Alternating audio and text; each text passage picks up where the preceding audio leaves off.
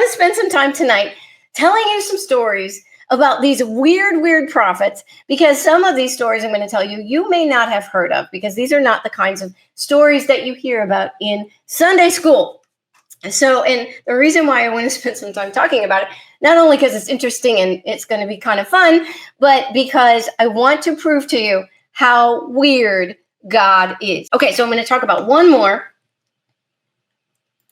prophet, and that is Jeremiah. Here he is. I love this artist rendition of him. He's got great hair, doesn't he?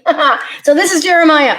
Okay, and so God instructed him also to do some very weird things. So let's look at that. This is what the Lord said to me. So Jeremiah, go and buy yourself a linen undergarment and put it around your waist, but do not put it in water. And so I bought the undergarment in accordance with the word of the Lord and put it around my waist. So what does God tell? God said, Jeremiah, I want you to go buy some underwear, and then I want you to put it on, but don't ever wash it. Don't wash your underwear. Okay. So Jeremiah, like all the others, he was obedient. He bought himself some underwear. He did not wash it. I'm sure it started getting stinky. And then the word of the Lord came to Jeremiah a second time, and he said, take the undergarment that you bought, which is around your waist and is getting very stinky, and arise and go to the Euphrates and hide it there in a crevice of the rock. And so we did. I went and I hid it by the Euphrates as the Lord had commanded me. And then after many days, the Lord said, arise, go to the Euphrates and take from there the undergarment which I commanded you to hide there.